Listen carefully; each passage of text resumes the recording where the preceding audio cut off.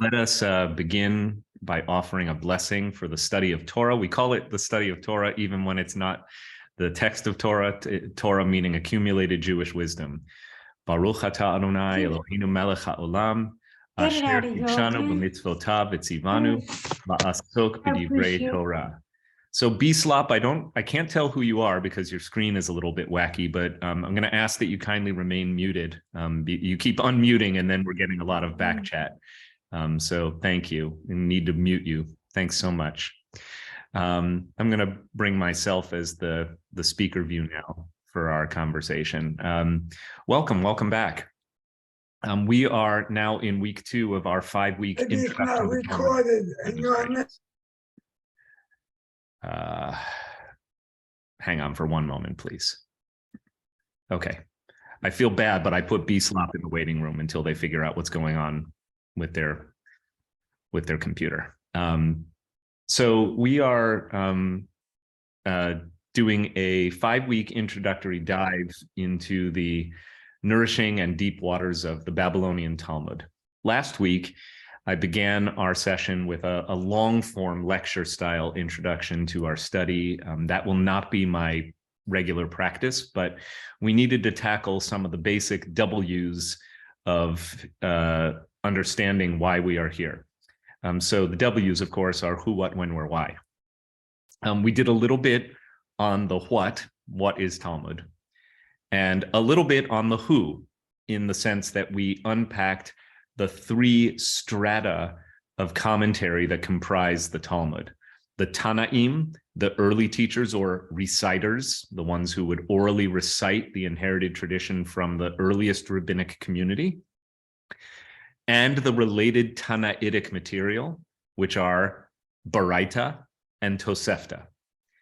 The Amoraim, the next layer chronologically, the discussers or interpreters of the rabbinic tradition as recited by the Tanaim. And finally, the Savoraim, the last 200 years of the period of creating the Talmud, that in an anonymous voice try to smooth out some of the kinks in the literature. We talked about, so that's the who and the what. Yeah. We talked about the when. B-Slop, I don't know who you are, and I love you very much, but I need you to keep your microphones muted, please. Thank you so much. We talked about the when. So the Mishnaic period from around, there's the pre-BC period, the BCE period before the Common Era, not pre-BC rather, but what our Christian friends call BC, all the way through the first few decades of the 3rd century of the Common Era. The Amoraitic period from the middle of the 3rd century through the 6th century, and then the 6th through the 8th centuries being the final period of Talmudic compilation, redaction, editing, and composition. We didn't talk so much about the where. The Talmud that we are studying is the Babylonian Talmud. There are 2 Talmuds, and I know that that's going to sound confusing. There was a community of rabbis that had developed in the Jewish settlement in Babylonia, modern-day Iraq, or ancient Mesopotamia, that part of the world, the land between the Tigris and the Euphrates. And Jews had lived in Babylonia from at least as early as the 6th century BCE, beginning with the Babylonian conquest of the Judean province of Judah in the year 586 BCE. But after the Roman conquests, plural, in the 8th decade or the 7th decade of the Common Era of the 1st century, so 67 to 73, the Judean revolt, and the Bar Kokhba failed revolt of like the 130s Common Era, Jews increasingly were sent into what is known as, tfutzot in Hebrew, or diaspora. Yeah, you don't have to look at the other. If there are cameras that are kind of like flashing lights, I don't really know what to do about that. Well, I feel bad, but I might just have to. Okay. I've had to remove B-Slop from the conversation because it was proving more a distraction than a help to us. I feel bad. But there we go. They might be able to rejoin once they get their computer issues figured out. If anyone knows who B-Slop is, please tell me. I only know people either if I recognize their faces or if they actually have a name in Zoom. You have to give yourself a name. Thank you. Okay. So I think that might be my husband still trying to get me on his laptop. okay. I'm on my iPad. The laptop I can see more. I'm sorry. No problem, Judy. I'm glad to see you. Thanks. Okay, good to see you. So in the period of diaspora, you still have a rabbinical community in Eretz Yisrael. First, convening in Yavne, which is south of what is today Tel Aviv, and later, in the first few centuries of the Common Era, in and around the Galilee. This community of rabbis and their followers still living in Eretz Yisrael actually undertake a project of recording, preserving, and expounding rabbinical teachings that become what will be the Jerusalem Talmud. It wasn't actually written in Jerusalem. Sometimes it is known as the Palestinian Talmud. Has nothing to do with today's Palestinians. It was written in the territory that the Romans renamed Palestina or Palestine.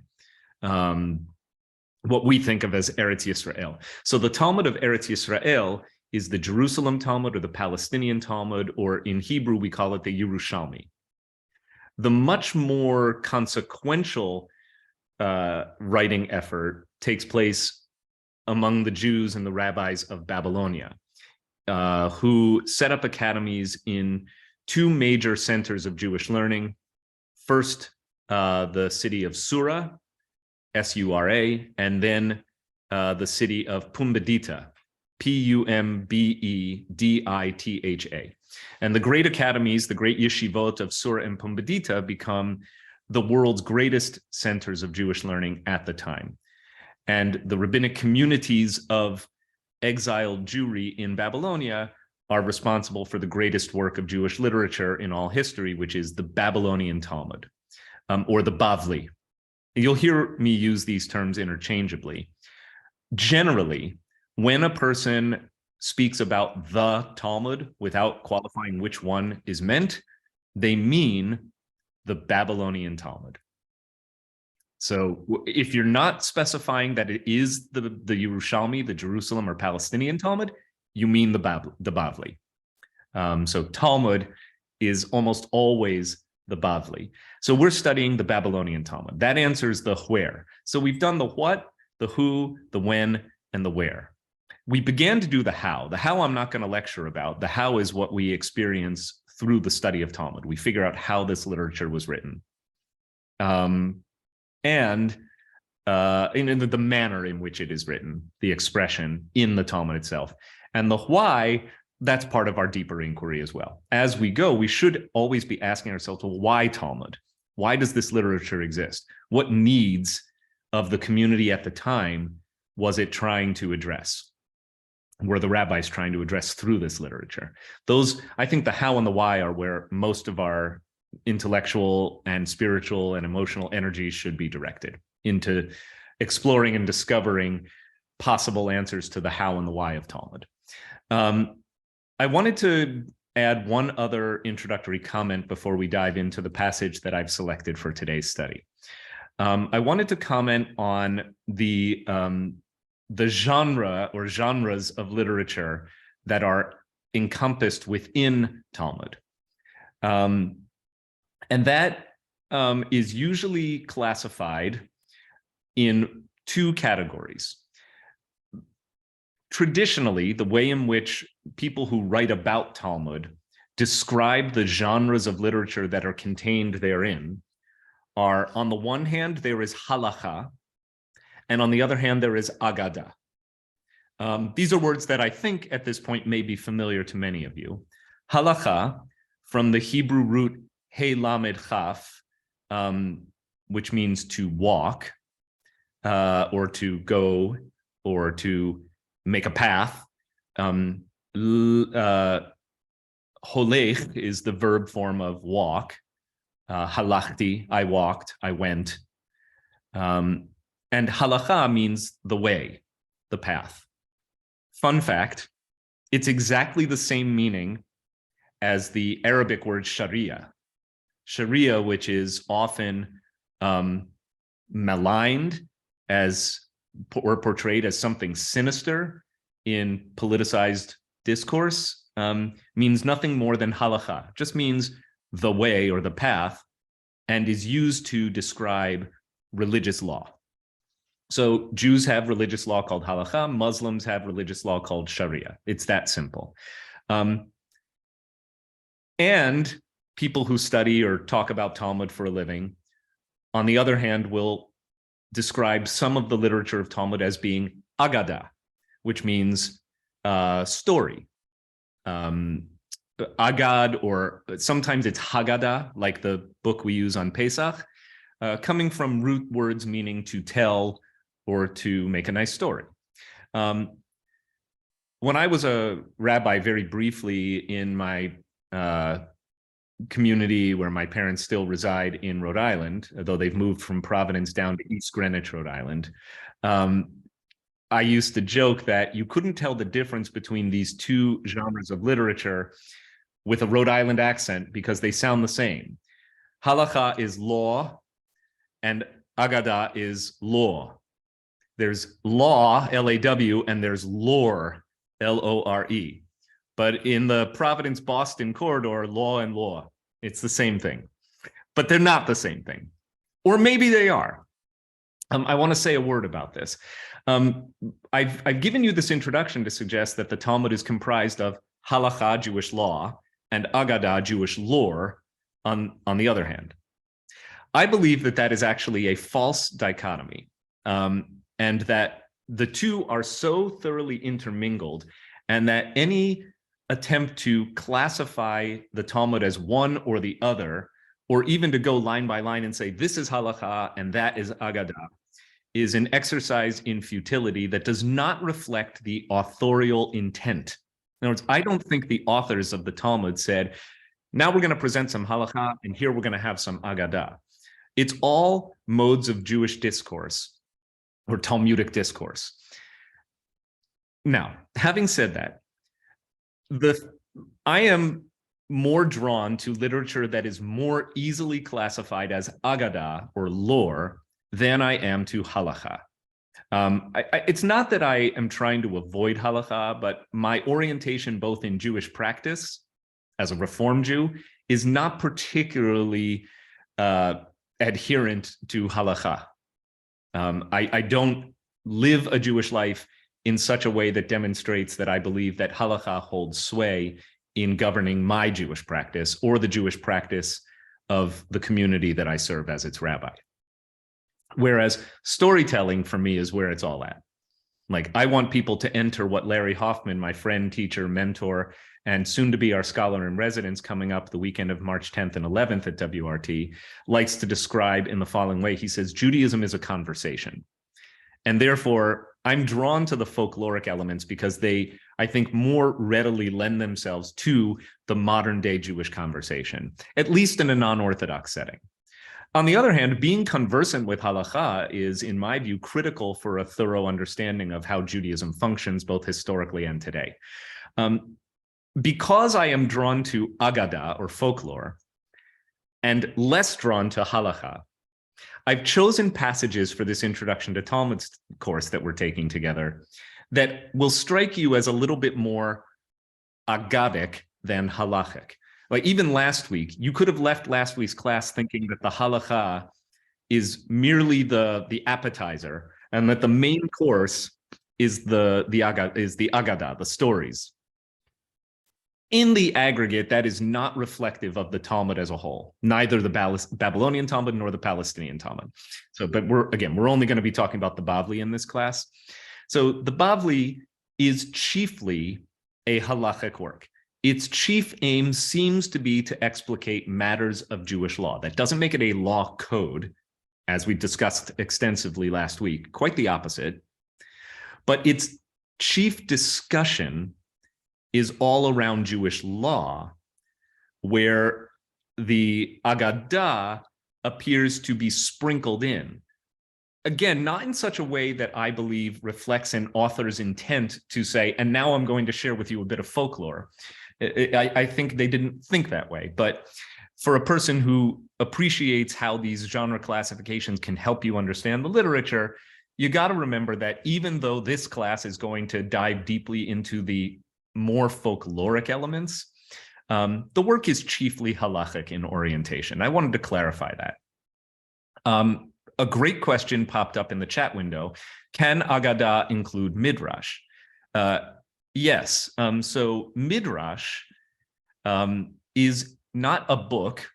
You don't go to a Jewish library and say, could I please check out the midrash? Because they'll say, which midrash? Midrash is a genre of literature as well. That means explanation or explication or delving into a text.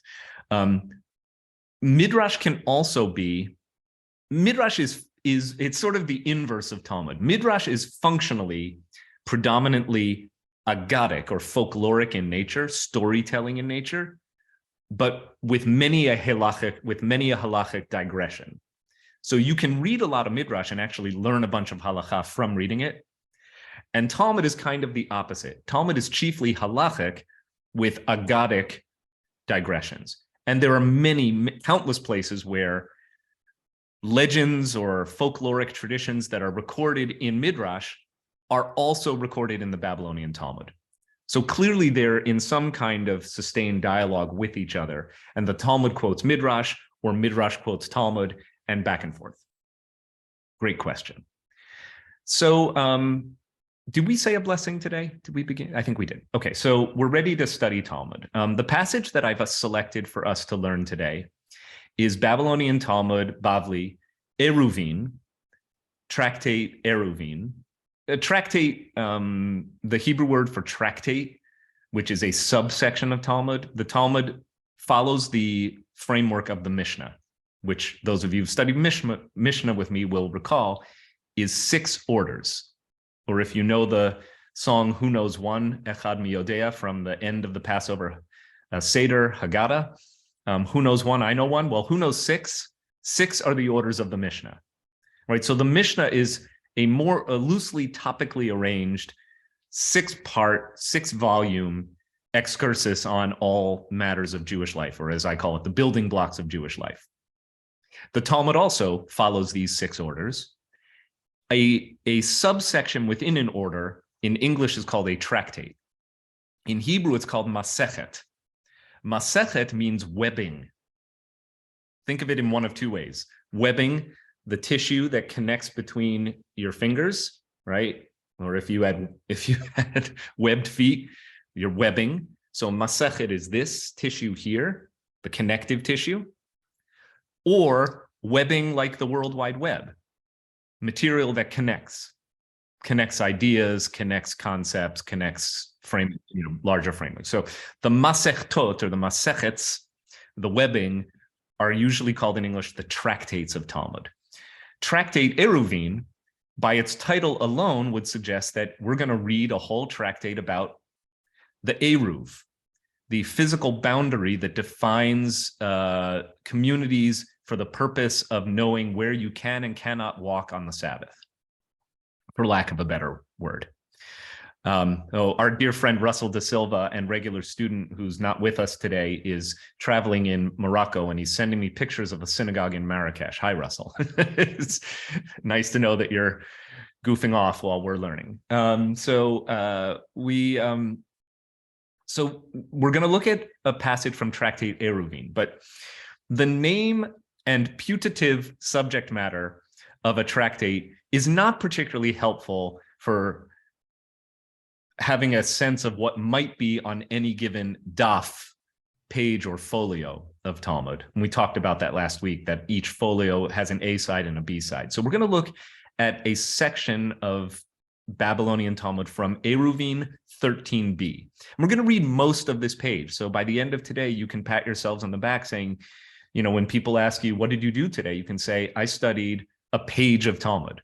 You studied Eiruvin 13b, and you know we're going to do 90% of that page, and it kind of fits neatly.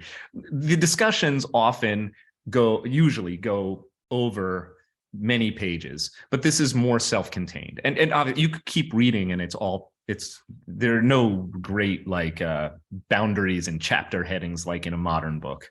It's all kind of just a spectrum of literature. Okay, so. With that as our introduction, let's look at Eiruvin 13b. Allow me to bring a tab up so that we can see it. Okay, so this is Eiruvin 13b. And I'm actually starting, Sefaria very helpfully tells us that this is paragraph number 3. My cursor is circling the number 3 here. That's not in the Talmud itself. That's just for people who are studying. There is a fairly modern system of breaking even dapim, the plural of daf, or pages or folios, down into constituent paragraphs, just so that if you're in a class like this, I can say, look at paragraph 3. And if you had the text in front of you in hard copy, you'd know where to go. So we're looking at Eiruvin 13b. I'm going to start in the Hebrew. And then switch over to the English. And this is Hebrew, not Aramaic, helpfully. Amar Rabbi Acha bar Chanina. Amar is a word meaning he said. In biblical Hebrew, you may know the biblical form of the same verb is vayomer. Vayomer Adonai, you've probably heard the word vayomer. It means God said, or he said. Amar is the equivalent. It's the same root, meaning to say. Rabbi is a term that indicates a rabbi from Eretz Yisrael as opposed to Babylonia. So this is Rabbi Acha bar Chanina, Acha the son of Chanina. Galui v'yadua lifnei misha amar v'haya ha'olam. A beautiful epithet here. It is galui, which means open or disclosed, revealed, seen, visible. V'yadua means known, from the word yodea or da'at or da, which means to know. It is revealed and known, lifnei, in the presence of or before, misha amar v'haya ha'olam. There's that word again. The one who spoke, v'haya ha'olam, and the world came to be, which is a phrase that those of you who've davened the regular liturgy, looking at you, Alan Markowitz, probably know. Baruch she'amar v'haya ha'olam, from the morning, Birchot HaShachar and Pesukei de Zimra, the opening sections of the Shacharit service. We praise God as the one who spoke and the world came into existence. So it is well known, now switching to the English, it is revealed and known before the one who spoke and the world came into being, just a beautiful way of talking about God, that in the generation of Rabbi Meir, so they're saying, think back to the generation, I think Rabbi Meir, and you should be able to just click on him. Thank you, Sefaria. And it'll tell you who Rabbi Meir was. Oh, looking up words. Really? We don't have it? Is my internet slow? Let's do it in Hebrew. Nope. Okay, I got nothing. I'm so sorry. I don't know if it's a Sefaria's database is offline, but normally you can just, oh, there he is. Thank you. Rabbi Meir was an unusual but prolific scholar who studied under Rabbi Elisha ben Abuya, Rabbi Ishmael, and Rabbi Akiva. He later became the head of the court in Usha until he quarreled with Rabbi Shimon ben Gamliel. At that point, he left Palestine altogether. He was also known to have experienced many miracles. As you can see, 5th generation Tana, early Mishnaic period, circa 135 to 170 CE. So now we know a little bit more about Rabbi Meir. So they're reflecting back. They're saying, it is known that in the generation of Rabbi Meir, there was no one of the sages, and remember the stuff in boldface is what's actually written here. The stuff in plain print is gloss, translator's gloss. So in the generation of Rabbi Meir, there was no one who was his equal. He was the best rabbi of his generation. Obviously, this will mean intellectually. The question is then asked, why then didn't the sages establish the halakha in accordance with his opinion? I chose this passage because it beautifully dovetails with the one we studied last week, which is about in disputes over Jewish law, over halakha, how do we determine which way to go? We're on the exact same subject today. But you're going to see this really enhances our understanding and creates all sorts of interesting detours and rabbit holes down which to go. So if Rabbi Meir was recognized widely as the best, smartest, most enlightened sage of his generation, why didn't the community of rabbis, the sages, establish the halakha in accordance with his opinion? And the answer is given. It is because his colleagues were unable to ascertain the profundity of his opinion. In other words, he was so deep, or he was above everyone's head. Like everybody knew he was brilliant, and you would leave his presence going, what the hell did he just say? Like, how does that work? And you can see here in the Hebrew, the answer is shelo yachlu chaverav la'amod al sof da'ato, which literally means shelo yachlu chaverav, his chaverim, his colleagues, were unable, lo yachlu, they couldn't, la'amod literally means to stand, al sof da'ato, on his final opinion. In other words, he would issue a ruling and nobody could understand what the hell he meant. Continuing in the English, and they give a gloss here in case, this is very helpful for the common reader and for the rabbinic reader as well. He was so brilliant that he could present a cogent argument for any position, even if it was not consistent with the prevalent halakha, which is an interesting additional gloss that, the fact of the matter is he was such a brilliant mind that he could argue X or not X and make them equally compelling. And therefore you're left with the inability to determine, well, what's the actual Jewish law, which remember is the subject of our inquiry here, right? This is a passage about why didn't Rabbi Meir get to establish the halakha given that he was the smartest? The answer, or one, I would say, sub-conclusion of the answer is maybe when it comes to matters of Jewish law, being the smartest isn't the thing that matters most. Because a really smart person can make any position sound compelling, can argue for any position, right? So in a few weeks, I hope you'll either come to services or tune in remotely on the Friday right before Purim. Purim this year starts on Monday night, the 6th of March. But on Friday night, the 3rd of March, Rabbi Bacon, Sasha Bacon, and I will be facing off in a custom that originated at the University of Chicago in 1946, which is at Purim time to hold a debate, latkes versus hamantaschen, and which is the superior or supreme Jewish food. And we met last week to discuss how we would approach this endeavor, which I proposed to her, and she was game, which just shows you what a rookie she is, because this is hard. And she said, well, who should choose which food? And I said, no, it's got to be a coin flip. A good rabbi has to be able to defend cogently either the latke or the hamantash, right? Did any of you ever do debate club or have a kid or a grandkid who's been in debate club? That's how the game is played, right? You have to be able to be a brilliant debater. You need to be able to defend either argument. Okay.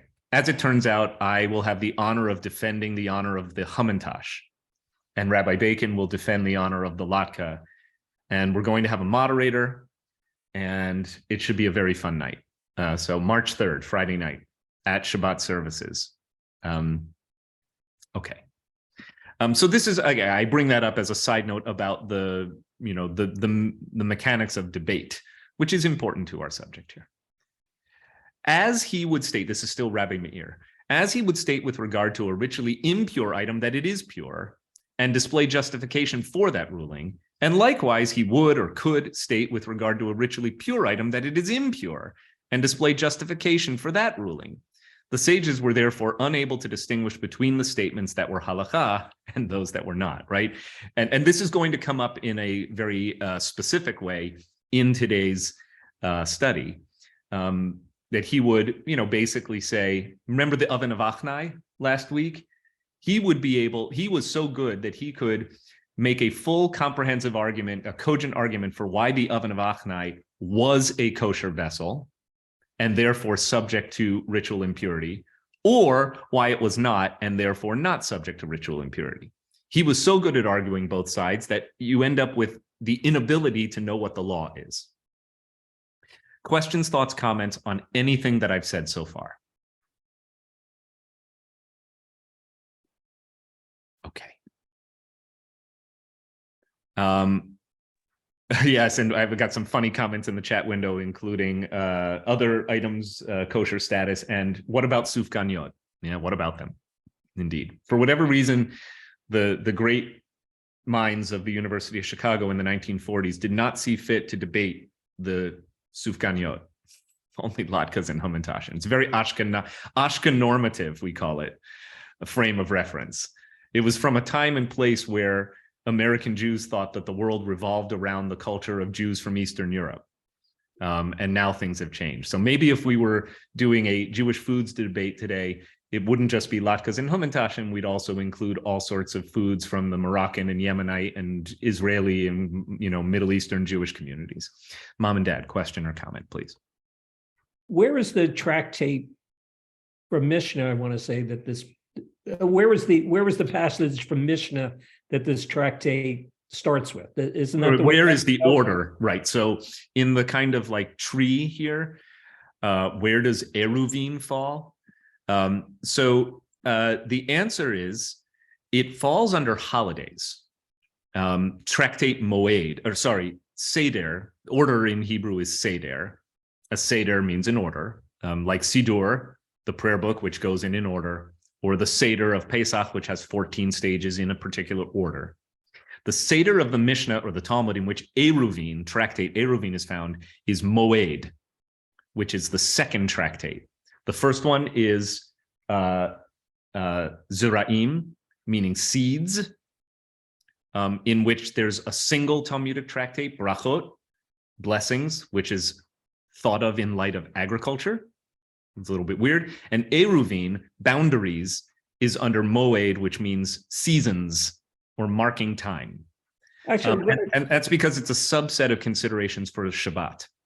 I think that what I meant by my question is, if you're looking at this page of Talmud, there should be a central highlight or a central dark part that's from Mishnah that starts this discussion. So that was really where did this discussion start? Okay, so this discussion is, yeah, I looked at that too. You have to go back several pages to get to the initial Mishnaic part of the discussion.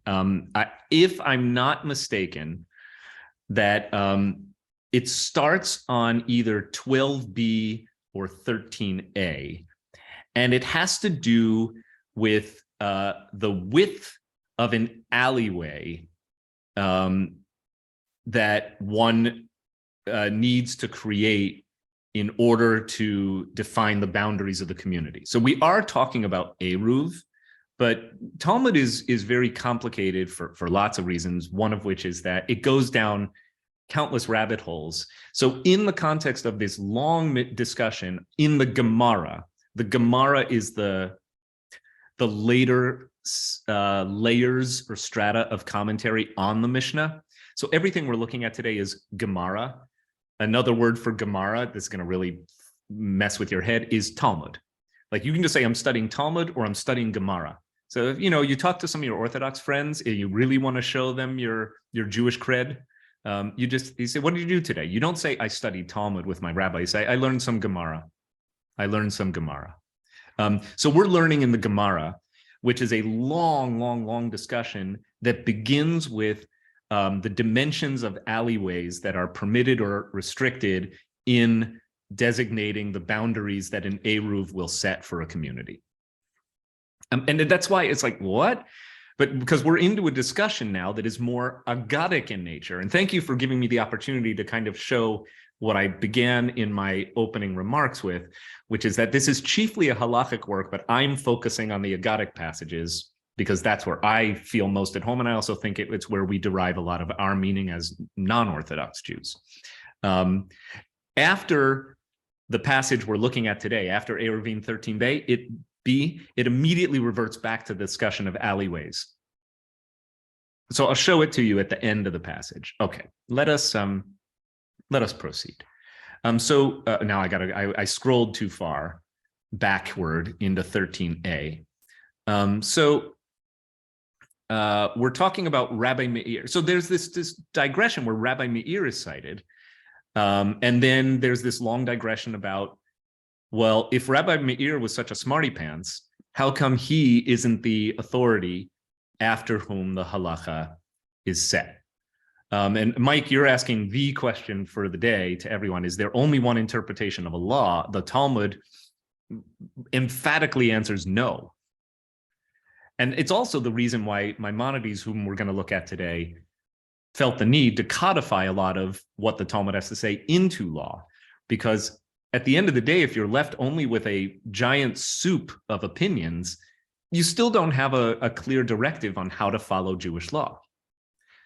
So even though the Talmud is the template for all of Jewish life in the modern world, most Jews don't look to the Talmud for halakhic direction.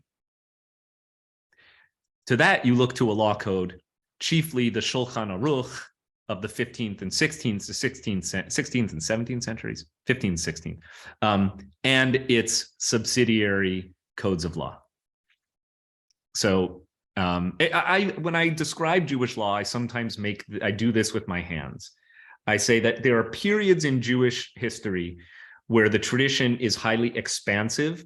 So you're taking a core of literature and you're expounding it or expanding it with arguments, and then somebody comes along and says, whoa, this tradition is so expansive, I can't make heads or tails of what I'm actually supposed to do to live a Jewish life. So they do an effort in literary contraction, streamlining, saying, okay, all of these other opinions, get them out of the way. They're making it cluttered and making it hard to understand how you actually follow the law. And this happens over eras or epochs, back and forth, back and forth. I happen to believe that right now we're living in an intense period of at least in the Orthodox world, intense literary contraction that's been going on for over 100 years. Since the end of the great academies of Vilnius, of Vilna, and the Vilna Gaon, I believe we've been living through an extended period of contraction where, in the Orthodox world at least, the main question is, just tell me how to live by the rules.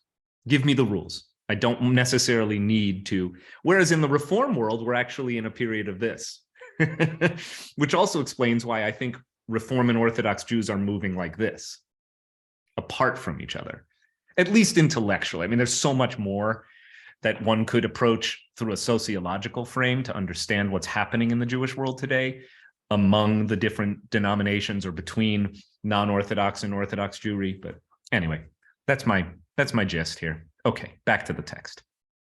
So Rabbi Meir, everyone follow the basic art. It's not actually that hard to understand.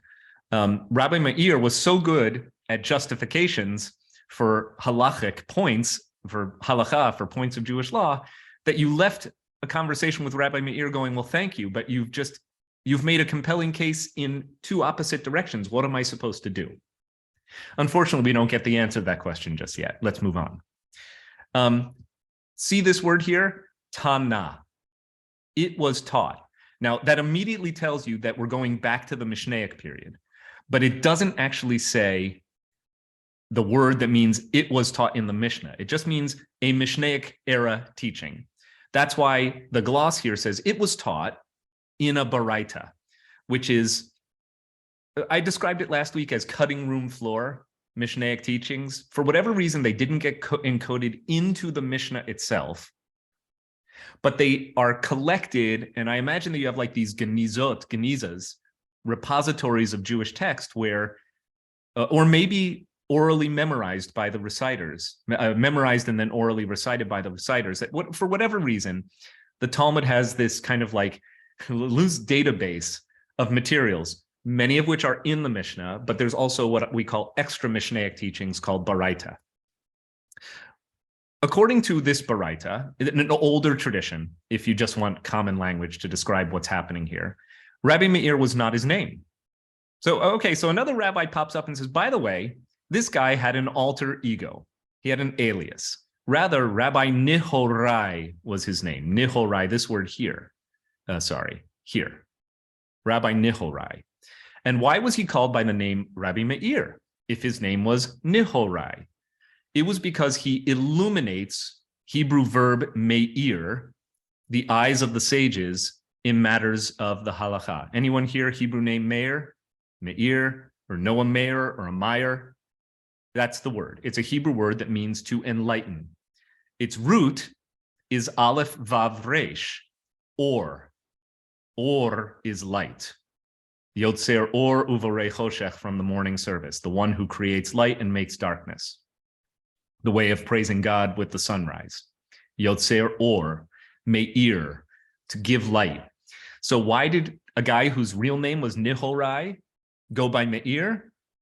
It's a folk tradition, what we call a folk etymology. Well, he was given the name Meir because he enlightened the eyes of the sages in matters of halakha. He illuminated their understanding. Quite lovely. I mean, some of these things are just merely lovely comments that you don't have to get too wrapped up in, but enjoy as we go. And Rabbi Nihorai was not the name, in other words, of the Tana known by that name. So now another discussion point here is like, no. It's not Nihorai. Rabbi Meir had lots of different names. Rather, Rabbi Nehemiah was his name. So another anonymous rabbi said, no, actually, Meir's real identity was Nehemiah. And some will say Rabbi Elazar ben Arach was his name.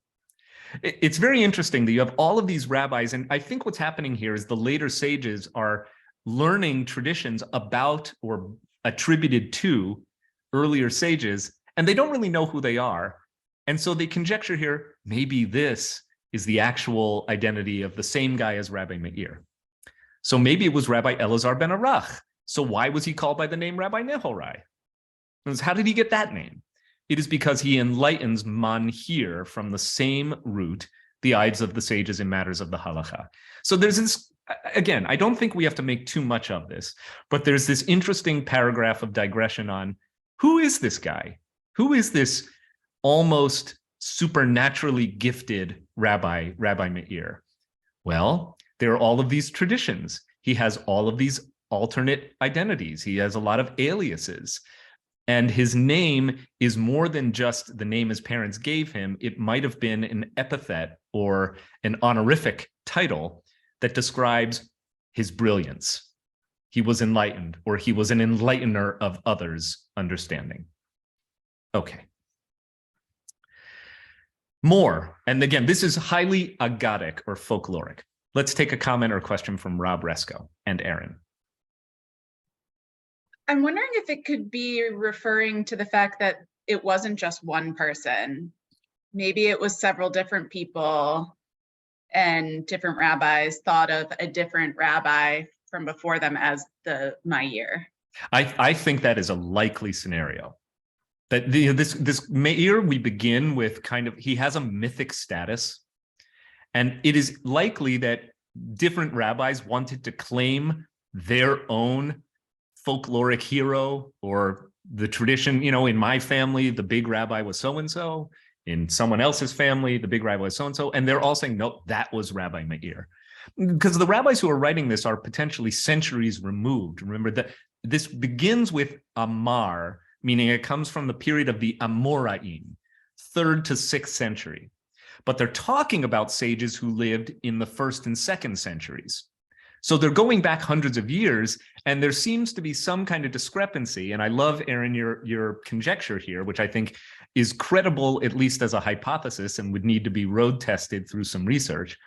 Maybe you just have different rabbis who want Rabbi Meir to be identified as their particular rabbinic role model, right? Okay, excellent. And now we have another little aggadah. like I can use that word, meaning a little folkloric tradition. Amar Rabbi, back to the Amoraitic layer. And you see how they just kind of like go back and forth. So we're jumping in time, hundreds of years as we read Talmud. And now we're in Aramaic, by the way, which is usually the Amoraitic literature is in Aramaic, but with Hebrew sprinkled throughout. So, Haidim chadana mechavrai dechazite l'Rabbi Meir me'achore. Okay, so I'm reading in Aramaic. If you're good with Hebrew, I think Jane Roberts, I saw you nodding, you know that that sounds like Aramaic. What's the difference between Aramaic and Hebrew? Aramaic is Yitgadal v'Yitgadash Shemei Rabbah, be'alma divra chirute v'yamlich malchute. If I were saying that in Hebrew, which I don't normally, I would say something like Gadol umivorach Shemo Rav. It's really hard for me to translate the Kaddish into Hebrew. So they're similar, but Aramaic has its own vocalization and cadence. And even in looking at words, like Hebrew words don't end in alephs, and dalet is not a customary prefix in Hebrew. So hai, which means that, or the fact that, dimachadana, mechavre de achize le Rabbi Meir me'achore. So the fact that I am more incisive than my colleagues, the word for incisive is this word here, chadna, chadadana. Sorry, there are two D's, two daleths. Di mechadadana mechavrai. So the fact that I am more incisive than my colleagues, and remember, Yehuda Hanasi is the redactor of the very Mishnah itself, the greatest sage of his generation. So the fact that I am more incisive than my colleagues is due to the fact that I saw the achite, the chazite, I had a vision, or I glanced at Rabbi Meir me'achore from behind. I saw his back. What is Judah? This is a very funny tradition. He says, you want to know why I'm so smart? Rabbi Judah says, because I once saw Rabbi Meir from behind. He was that illuminated. I was like in his aura. I saw this. I didn't even see his face. I saw his tuchus. And that made me brilliant as a rabbi. Obviously, it's hyperbolic. You're allowed to laugh at it. I think the Talmud is often inviting us to laugh and have fun, even though it's taken with such seriousness that a lot of that has been kind of rubbed out. Unfortunately, it's been erased. The tone of voice. It's such a ridiculous claim, right? I would aspire to be the kind of teacher where one of you could see me from behind and say, I was so illuminated by Rabbi Blake. And somebody would say, well, what did he teach you? I said, no, I just saw his tuchus. Like, really? It's bonkers, but it's very funny. Okay, just so you can appreciate what I think is there to be seen if you're willing to go there and not treat this so seriously. In other words, I sat behind him when I was his student. Now that means something a little bit different. Right? Had I seen him from the front, I would be even more incisive, as it is written, and your eyes shall see your teacher, from Isaiah. Seeing the face of one's teacher increases one's understanding and sharpens one's mind. Well, yeah, I mean, I've had the experience of sitting behind people in class where I kind of would be very grateful that I was sitting behind or next to or nearby somebody who was smarter than I am. I'm like, wow, I have a lot I can learn from that person. So there's something also about the mechanics and the meaning of how we learn in Judaism that's being conveyed through this text, right? We don't, as I said this last week, part of the how Talmud is that you don't do this in a solitary way. You do this in chavruta, a word that means friend or partner, but it also comes from the Hebrew word chaver or chibur, which means to conjoin, to fuse, right? To be fastened to each other. So there's this notion that comes up frequently in Talmud that we are made more incisive by dialogue with our fellow students, and not only from the teacher, but especially if your fellow student is also a teacher. In the Rabbinic Academy, every student is also a teacher in the yeshiva. Okay, we'll do another paragraph and then I'll pause for comments. Amar, now you notice I've got this word again, Amoraitic literature, but the gloss is helpful. It says, and the Gemara stated, In other words, so we're reading from the hundreds of years of post-Mishnaic discussion, Amar, the Amoraim, the second tier or chronological stratum of scholarship that becomes Talmud. The Gemara stated that Rabbi Abahu said, that Rabbi Yochanan said, all right, so again, Talmud diligently citing its sources. Rabbi Meir had a disciple. So we're back to this mythical teacher, Rabbi Meir, the greatest of all. And his name was Sumachus, or here it says, actually, the pronunciation is Somchos, this word here, Somchos, which doesn't sound Hebrew to me.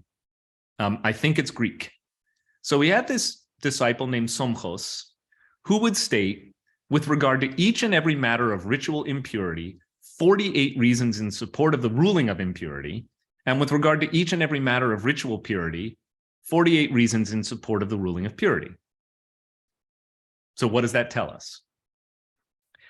It tells us that Rabbi Meir's students were also very, very, very good at parsing matters of rabbinical law, right? They could really justify their halakha, their opinion about Jewish law, 48, just a whole lot of reasons. Like, I'm going to show you why this vessel is ritually impure. 48 reasons why. And if you have to substantiate that a vessel is ritually pure, 48 reasons why. Is this aggadah or halakhic? This is a great example of my point from earlier today that that's a false binary. It's both. Are we making a point about halakha? Kind of. Well, I think we're making a bigger point about rabbinic authority.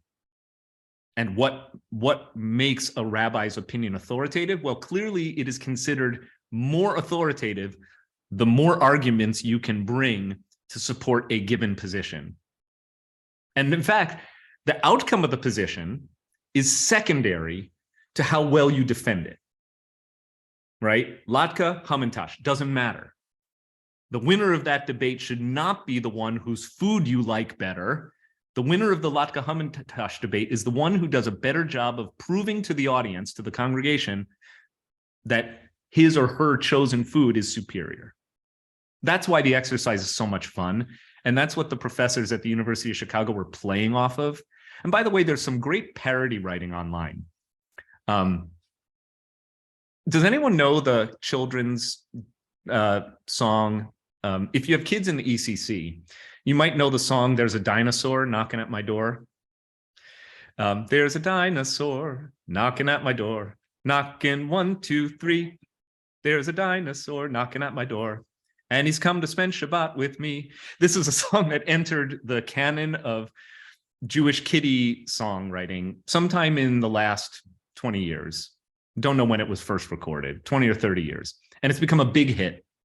I learned it from my teacher and friend, Rabbi Marcus Burstein of blessed memory, who served our community for a year and died tragically young of cancer a few years ago. Anyway, the dinosaur song. There's an article on kveler.com this week. Kveler is a Jewish parenting journal. I don't know if you get it online, but it's great if you have kids.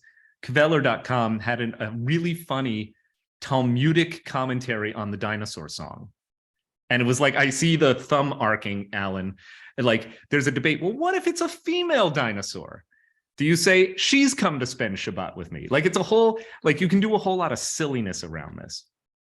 Okay, questions or comments so far? I promise you we're getting to the good stuff. This is all just the buildup. Barbara, where is the discussion about an EUVE? What's an EUVE? You'll have to unmute yourself to ask. I mean, the whole discussion of the whole chapter is named Eruv. Oh, Eruv. Eruv, sorry. And I have no idea what that is. I mean, I know what it is, but right. I don't have any idea what it is from the chapter. Right. Living with that cognitive dissonance is part of studying Talmud.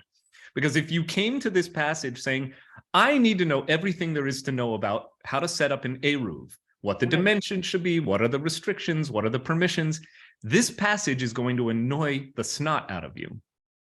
I'm waiting for it. I was waiting for it. Right. I was like, could we please get back to the Eruv? Right. We will, but not today.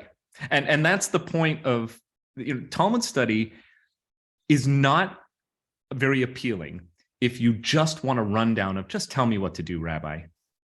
Please. Talmud is the opposite of that. I actually thought that an Eruv was a modern conception and No, not it's and not really going old. all the way back. I didn't even know that. Right. And by the way, you read all of Tractate Eiruvin, you will know a lot about setting up an Eruv. But it will not be the easiest or fastest, or certainly it will be the least efficient way to get that knowledge. Steve Maskett. So everything has significance, I'm assuming, and somehow the number 48 is just short of 49. And I'm wondering whether if they came up with the 49th reason, it would be solved. I love that. I love that. Because in Judaism, we've talked about this, I think, even as early as last week. Etiological numbers are those whose significance is more than numerical. So sevens are really important in Judaism because they represent a complete set of something. And 7 times 7, like, what is that called? It's not a root. 7 times 7. Wait, Kelly's saying, what is it, Kelly? Rabbi Blake, a square. Square. Thank you. Yes, you got it. See, this is why I was an English major. I've forgotten all these things, right? So a perfect square number like 49. Thanks, Kelly. Is, I love Steve. Steve, I think your argument is really airtight. Really airtight. Like, yeah, well, if he had had 49, debate solved. But just shy of 49 leaves it open. I love that. Michelle Braun. You can defer this, of course, if you prefer, because I don't want to take us off course, but I have a recollection that there is a hierarchy of sources quoted in these sorts of arguments, so that something that can go from Tanakh as a higher is better, and then something that's from Talmud is better, and then something from a commentary is not quite as good.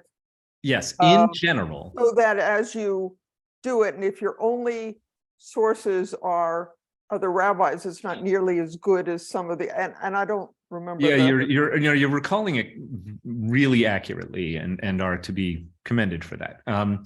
In general, at least the rabbis pay lip service to this idea. I'm a little bit cynical about how well or not well they actually follow through on this premise. In general, if you can make an argument from a verse in scripture, in Tanakh, or even better in Torah, the first 5 books, we call that deoraita. It means this law is established from the Torah. Aramaic word for Torah is oraita, which also means light or illumination, by the way, same root, or. If you can substantiate the point you want to make from Torah or Tanakh, well, you've got the word of God on your side, don't you? And therefore, it should have more authority. Lesser would be de Rabbanan, meaning you can cite a rabbinic teaching, and it's always the earlier, the better, right? So the closer you are to Sinai, backward in time, the more authoritative your statement ought to be. That at least is the conceptual framework for the authority of Jewish law as the rabbis of the Talmud. They pay homage to this tradition all the time. But in actuality, the later strands of Jewish law tend to dominate actual Jewish practice.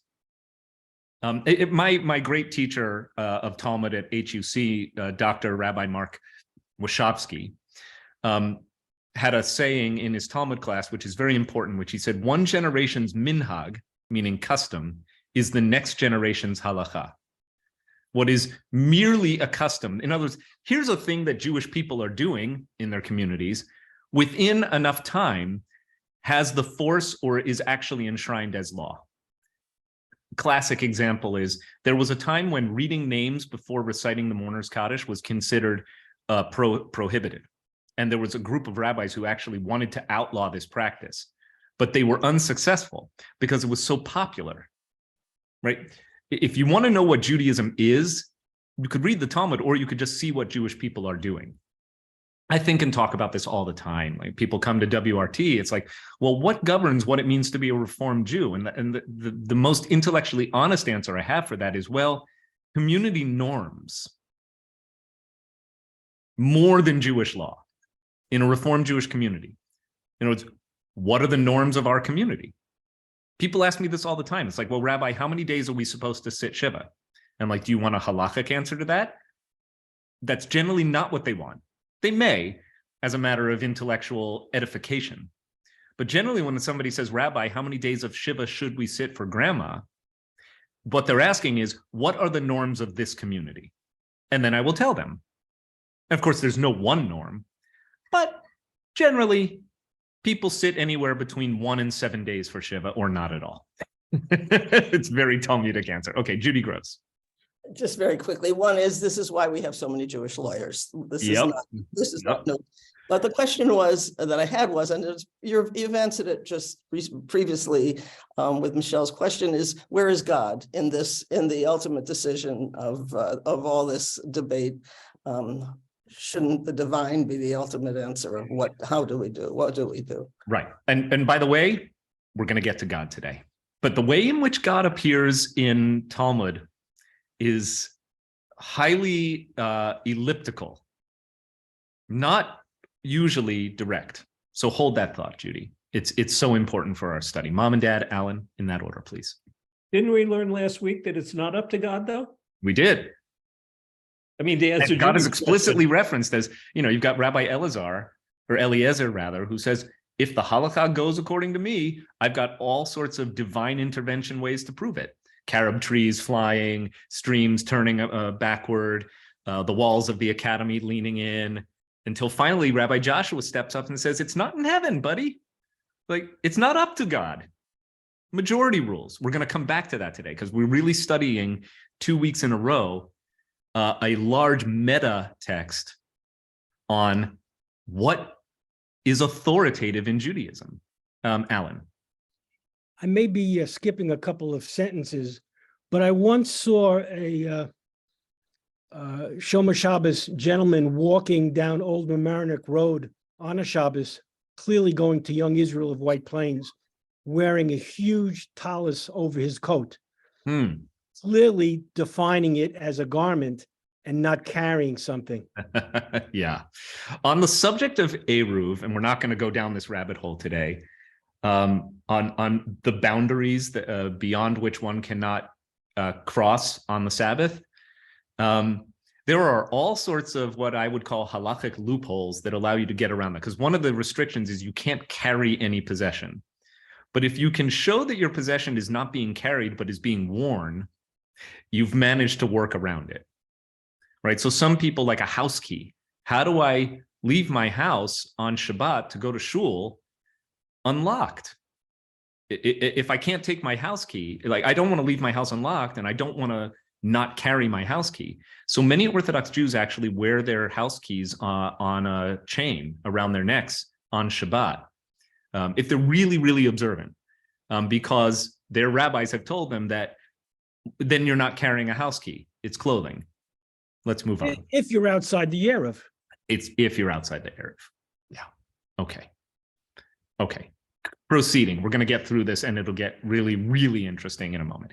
It was taught in a Baraita. There was a distinguished disciple at Yavne, as I said today, the earliest rabbinic community in Eretz Yisrael, who could, with his incisive intellect, purify the creeping animal, explicitly deemed ritually impure by the Torah, adducing 150 reasons in support of his argument. Do you see how this is following from the previous statement?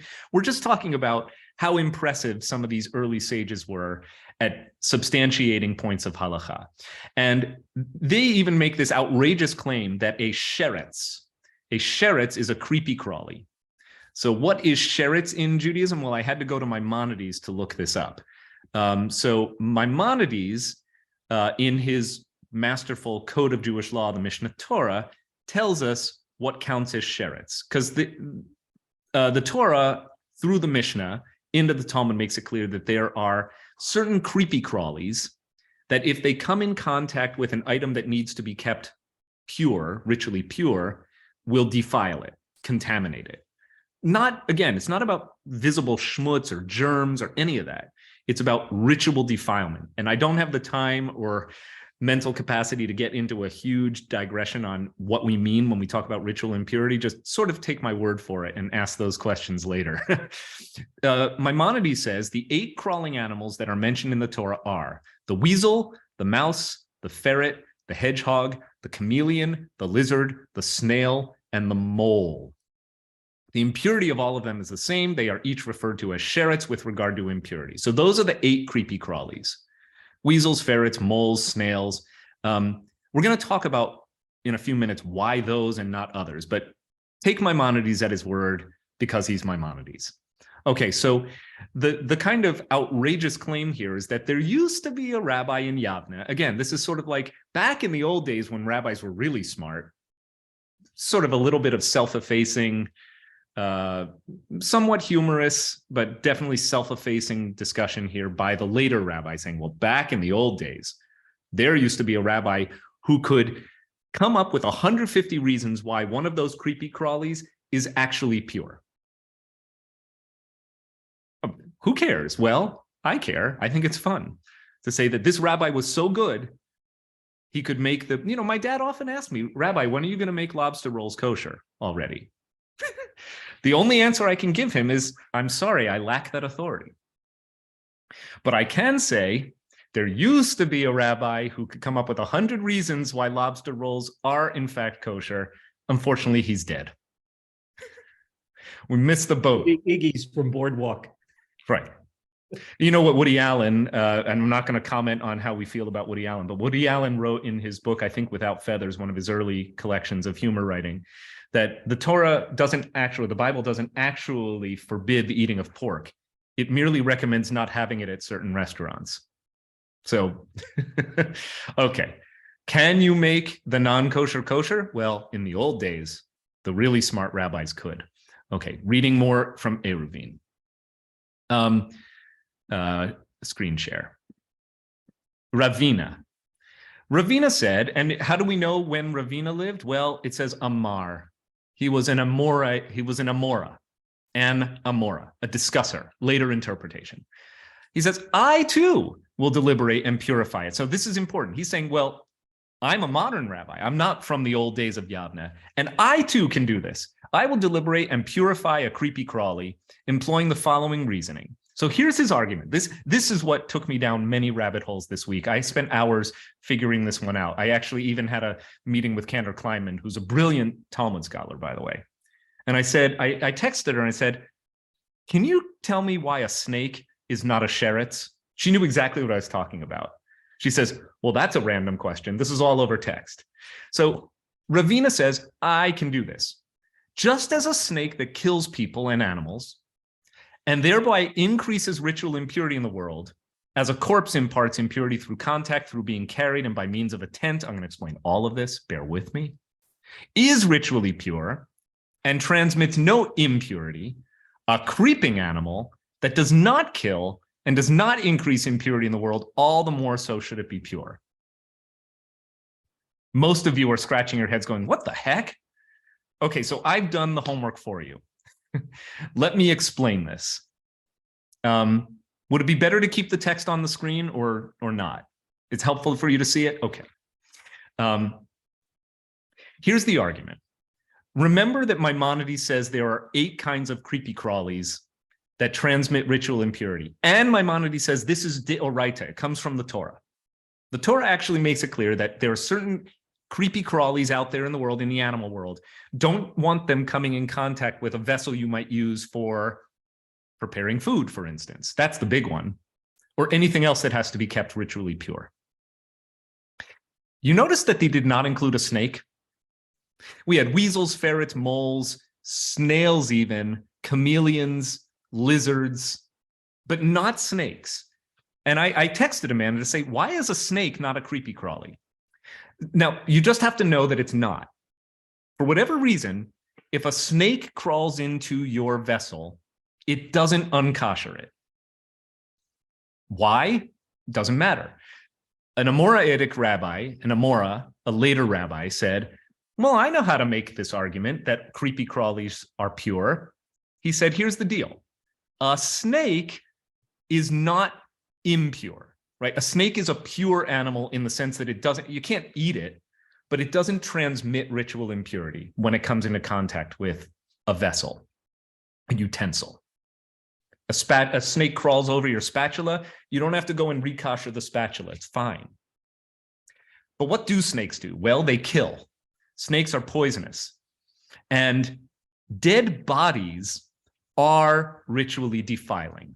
And that's why it says, if you come in contact with a dead body, a corpse, or you carry it, or you even walk into a tent where someone has died, you, the person, have now become ritually defiled, and you have to go to the mikveh and be cleansed. The Torah actually says that, by the way. Numbers chapter 19 is all about what you do if you, and there's a whole procedure involving a red heifer and a potion you have to make. It doesn't matter.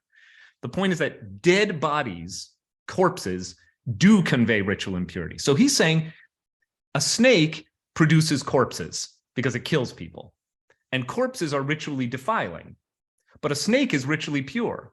Therefore, an animal that does not kill should also be ritually pure. That's the logic. Snakes create corpses, corpses ritually defile things, but snakes are pure. Therefore, an animal that does not kill has to be ritually pure as well. That is not the Jewish law, but that is what he is arguing. Latka Hamantash, doesn't matter. Follow? Mom and Dad, comment. So this has nothing to say about why a snake isn't ritually impure. Right, All and it that's is why I merely texted saying, Amanda. This is a kol vahomer argument. It is a kal vachomer argument, exactly. Those of you who are familiar with this term or not, I'll explain it. Kal vachomer is a hermeneutic of rabbinic reasoning. It says if we can prove a condition where X is true, if we amplify X, how much the more so is amplified X true? It means from the light to the heavy. If you can say such and so applies in this case, in a case where the case is even more so, then all the more so is your point made. That's a kal vachomer argument. I didn't do a very good job, but this is an actual example. If you can substantiate that a snake conveys no ritual defilement and yet produces corpses, is still ritually pure, how much the more so than a harmless little weasel? Maybe let's take one that's really harmless. A snail. Snail's not going to hurt anyone, though. You know the one about the turtle was mobbed by a gang of snails, was mugged, beaten to a bloody pulp. Finally, the EMTs come and check out the turtle and say, "Oh my God, what happened to you?" And the turtle says, "I don't know. It all happened so fast." So, thank you. Right. So, no, okay. But a snail is harmless compared to a snake. So he's saying a harmless animal, all the more so should be ritually pure. That's the argument. Now, I asked Amanda, I said, why is a snake not a creepy crawly? And she says, I don't know. By the way, she didn't have an answer. The best conjecture we came up with together when we looked at the passage is that all of the other creepy crawlies have feet. In other words, it seems that the definition of a creeping thing, which is what the word sheretz in Hebrew means, is literally something that creeps. Snakes don't creep. They do a lot of things, but they don't creep, they slither. And even a snail has a foot. And a snail moves like this, right? It kind of arches its foot and inches along. I did a lot of looking things up this week. I'm like moles, weasels, like I was good on all of them until I hit snail. And if you look in my Google history, you'll probably chuckle because one of my Google inquiries this week is, do snails have feet? And indeed, snails have foot, singular. So yes, snails plural have feet plural. Okay. Oh my God, you did not know what you were signing up for when you said, I want to study Talmud with my rabbi. Let's look a little bit further. Okay, so that's Ravina's argument. The Gemara rejects this. But notice how short the actual text is here. In the Gemara, it simply says, Vilahi, that's Aramaic. Not so. La is low. It's just vocalized differently. Lamed Aleph. V'lahi. That's not so. Ma'aseh kotz be'alma ka'aved. Okay, what's their argument here? That is not a valid a fortiori argument or a kal v'chomer argument from the light to the heavy. It can be refuted. Why? Because a snake is performing the mere act of a thorn. That's ma'aseh. It's doing kotz be'alma ka'aved. It's acting like a thorn.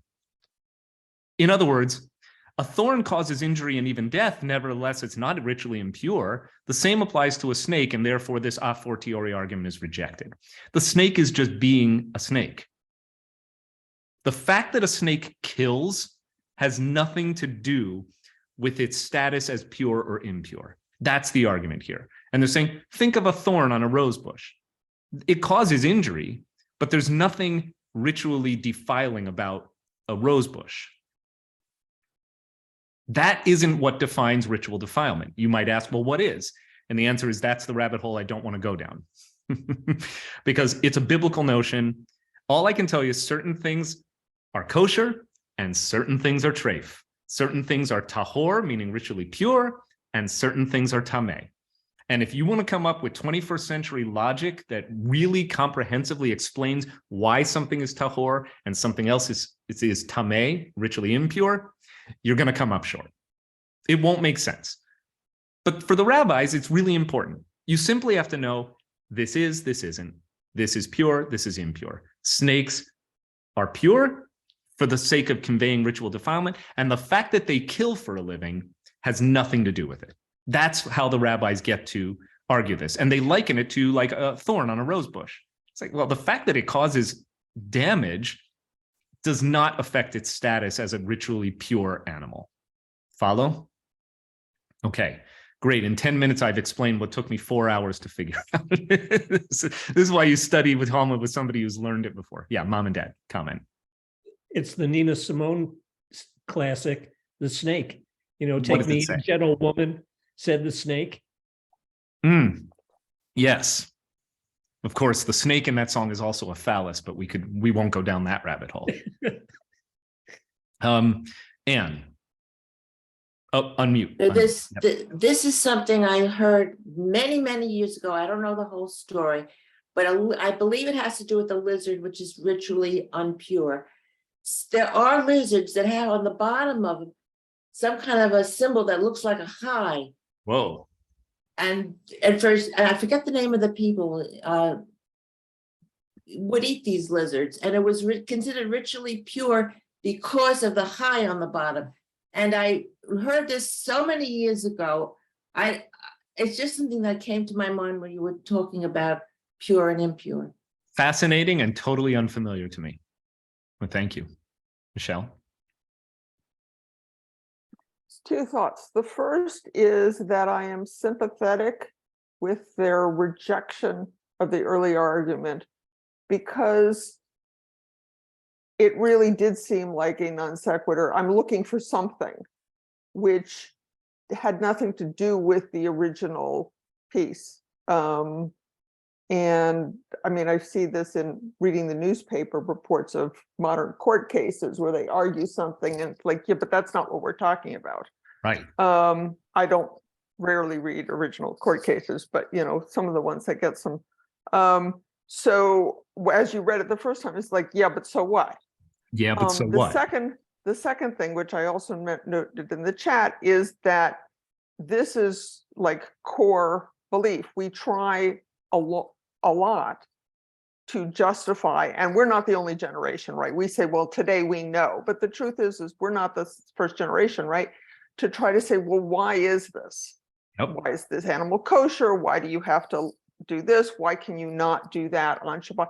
And the point with which you may or may not struggle, right, is that this is the word, and if you follow it, that's what you're supposed to do. Right. Beautiful. And I think That's the coda, right? the coda to today's study, which is actually where most of the meaning is encoded, will attest to exactly your point of view here. Thank you. Norman?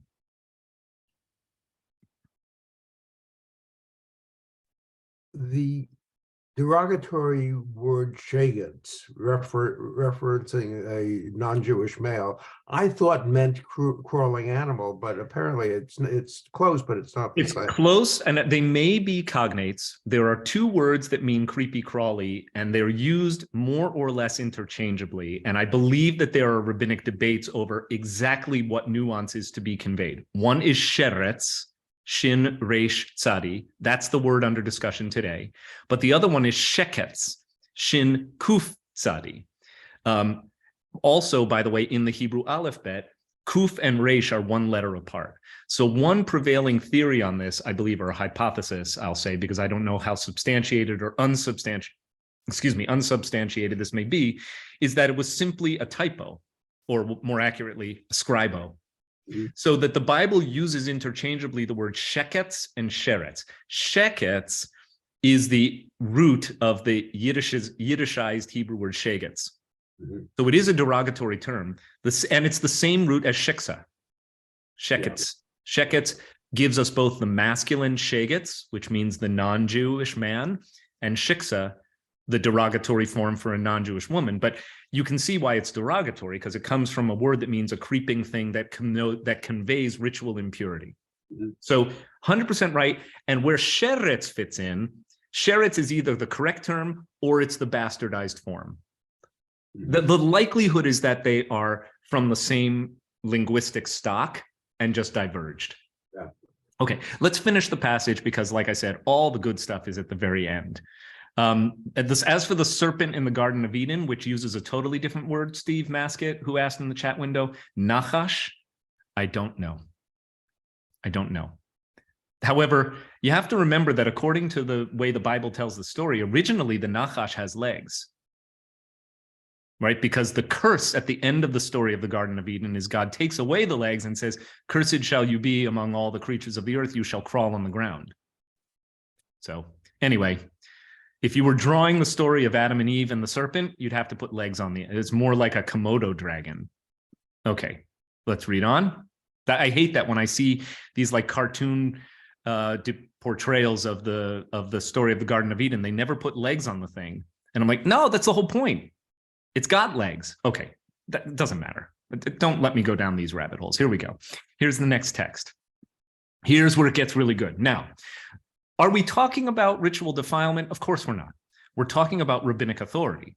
And remember, this all started with Rabbi Meir was so amazing because he could substantiate anything and persuade people, which is why he was a terrible expositor of Jewish law. Because you would leave his presence going, well, brilliant, but what do I do? All right, that's the subject of this discussion. The Gemara asks, oh, sorry, I went too far. Rabbi Abba said that Shmuel said, so another tradition from the Amoraim, Amar, Rabbi Abba.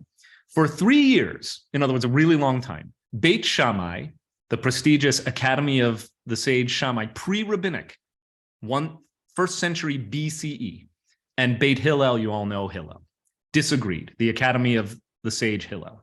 These said, meaning Shammai and his academy said, the halakha is in accordance with our opinion. And these, meaning the Academy of Hillel, said, the halakha is in accordance with our opinion. Ultimately, what happened? A bat kol, you had to have been here last week to know that term, a divine voice, a heavenly voice comes out and said, both these and those are the words of the living God. Some of the most important words in the entire Babylonian Talmud. I'll put it in Hebrew so you can see it. Elu va'elu divrei Elohim chayim hein. These and those are the words of the living God. I want you to just sit with that line for a moment and try to digest it, because it's incredibly powerful. Both Hillel and Shammai's positions are the words of the living God. Most people just stop there. I know a lot of Reform rabbis who said, well, what's your opinion on Jewish law? Well, when there's a disagreement, we have to take an elu va'elu approach. Both these and those, this and that, are equally divine. People often forget that there's another line after that in this paragraph. The halakha kebeit Hillel, but the halakha follows Hillel. Now, Last week, we talked about you're not able to resolve a halakhic dispute with a divine voice. How do we resolve it? Majority rules. But in that case, it was simple to conclude majority rules because you had one rabbi against an entire academy of sages. The spokesperson for the academy is Rabbi Joshua, who says, it's not in heaven anymore, buddy. This text is a little bit different because you have two equally prestigious academies of Jewish thought, and therefore there is no majority rules. And the Talmud actually says, when the divine voice came down, what did it say? Both these and those are equally reflective of God's will. Divrei Elohim Chaim Hein, the words of the living God. We could go down 100 theological rabbit holes as well. Judy Gross, I'm looking at you, because you asked, where's God? Here's God. God's will is reflected in the words of these two esteemed sages and their respective academies. But the halakha follows Hillel. Now, if I just ended here, that would be a tremendous cliffhanger. And we're running out of time. But if you'll indulge me the next few minutes, I'd like to show you how the rabbis arrive at that conclusion, because there's nothing that should yet justify why, if both positions are the very words of the living God, the halakha follows Hillel. So why what is it about Hillel's position? And here's where things get really, really interesting and relevant for us. Okay. The Gemara asks, since both these and those are the words of the living God, why were Beit Hillel privileged to have the halakha established in accordance with their opinion? The reason is that they were agreeable and forbearing, showing restraint when affronted, and when they taught the halakha, they would teach both their own statements and the statements of Beit Shammai. They would say, my esteemed colleagues from the House of Shammai, from the other academy, believe so-and-so, and I want to give honor to the integrity of their position. But here's my position. That's how Hillel offered halakhic opinion. Moreover, when they formulated their teachings and cited a dispute, they prioritized the statements of Beit Shammai to their own statements, like I just demonstrated. They said, with great respect to my esteemed colleagues from the other academy, they would begin by citing the opponent's position with respect, in deference to Beit Shammai. Reading on. There's a huge example about this, which is so goofy about, well, if a person is sitting in a sukkah and his head and most of the body are in the sukkah, but the table's in the house. Dining room table here, back porch with sukkah. I'm in the sukkah, but the table where I'm taking my dinner is in the house. Have I fulfilled the mitzvah of dwelling in a sukkah? Who cares? Doesn't matter. You have a debate between Beit Hillel and Beit Shammai, and they're talking about this actually happening. And the point is that it is apparent from the phrasing of the Mishnah that when the sages of Beit Hillel related that the elders of Beit Shammai and the elders of Beit Hillel visited this guy who was actually doing this thing with his sukkah, they mentioned the elders of Beit Shammai before their own. So we have a real case example to prove the point here. This is to teach you that anyone who humbles himself, so if you make yourself humble, then the Holy One, blessed be God, exalts that person. And anyone who exalts himself, meaning self-aggrandizes, puffs himself up, the Holy One, blessed be God, humbles that person, diminishes that person, keeps him in his place. Anyone who seeks greatness, greatness flees from him. And conversely, anyone who flees from greatness, greatness seeks him out. Anyone who attempts to force the moment and expends great effort to achieve an objective precisely when he desires to do so, the moment forces him to, and he is unsuccessful. Like if you try and, muscle your point through, you get muscled back. And conversely, anyone who is patient and yields to the moment stands by his side, and he will ultimately be successful. And there's another argument that we're probably going to look at next time. I think we're going to go in sequence and keep reading from Eiruvin 13b because there's so much more to explore here.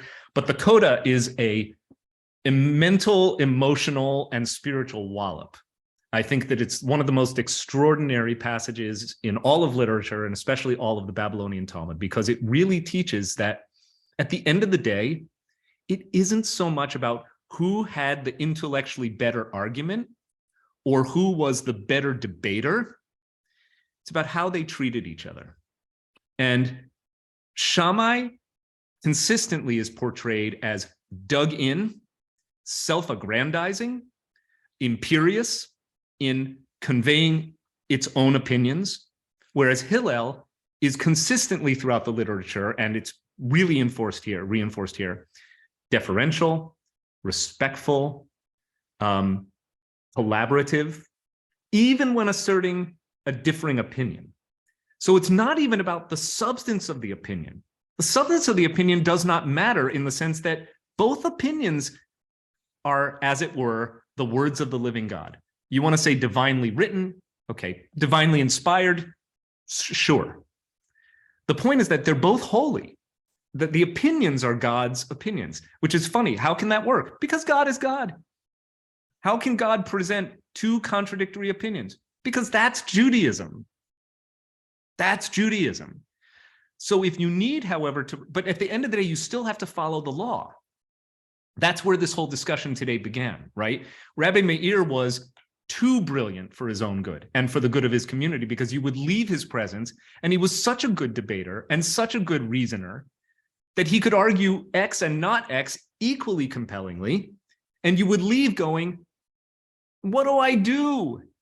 In this case, you follow the opinion of the one who is able to present it like a mensch.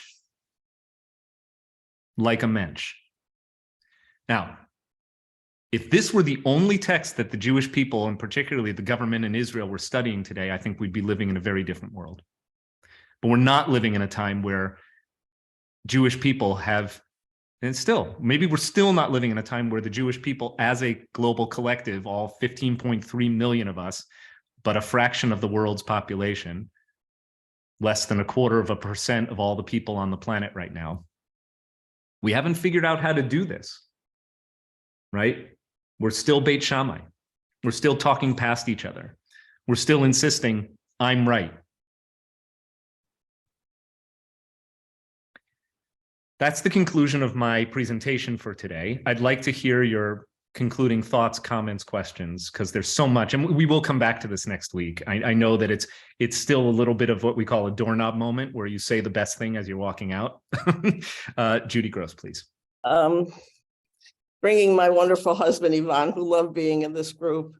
His favorite part of Passover was standing on one leg and reciting all there is to know if you have do unto others as you would have them do unto you. That was Hillel. It's strong when you think about it. And, yes, it is. And I think the Talmud, there's so many traditions about Hillel and Shammai. And the Talmud makes it clear that Hillel didn't just talk the talk about do unto others as you would have them do unto you. Hillel walked the walk. It's a wonderful idea. And Hillel was also the one who said, remember, if I am not for myself, who shall be for me? But he doesn't end the sentence there. You know, life is about more than looking out for number one. He says, if I am for myself alone, what am I? And if not now, when? It's a wonderful goal. Thank you, Judy. Other comments? Yes, please. It's a wonderful goal because I teach Eastern religions, and almost all of them have a golden rule. The idea that I guess it's more important to be humane than it is to be right is an underlying concept that goes throughout the world. Unfortunately, it's the most difficult thing to pursue. Beautiful. Beautifully and compellingly expressed for its conciseness. What took us an hour and a half to arrive at, you have arrived at in one sentence. Rob or Aaron. I also love this concept that there is not necessarily wrong. It's just two varying opinions. And that's a good reminder too, that when you're disagreeing with someone, but just the beauty of you still have to treat the other person with respect is such a fundamental virtue for humanity, not just rabbinic teaching. Right. Especially when at the end of the day, the stuff we're arguing about here, arguing in a positive sense. Argument is so important for the life of the mind and the life of the community, to learn how to argue, to know how to argue with respect. We're not arguing about, is thou shalt not murder a good rule or a bad rule? We're arguing about whether or not a person who is trying to fulfill the mitzvah of Sukkot and has dinner on the table inside the house, but is sitting in the cold, but doesn't want to move the whole table and the dinner into the sukkah, is that person fulfilling the mitzvah of sitting in a sukkah? Okay, I can visualize two different schools of thought with an opinion on that, right? Or we're talking about, is a snake a creepy crawly thing? Like, okay, right? Could we have a little bit of common decency and accept that maybe somebody else's opinion, though different from our own, is correct? Could we live in a world where two diametrically opposed opinions are both correct? That is, I think, probably the most mind-exploding notion that the Talmud comprehensively gives us and specifically gives us in this passage, right? Can you live in a world, can you mentally, can you live in a world where X and not X are both true? I think it's more broadly applied too than just Jewish law. Indeed. You want to give an example, or you're relating to it as a person? Yeah, I mean, I'm sitting here with Rob. Just you look around our house, the way we manage things is very different. We have different styles, and sometimes that causes disagreements. Yeah. Right. But his style is no more, even though it frustrates me and vice versa. It's not wrong. It's just different.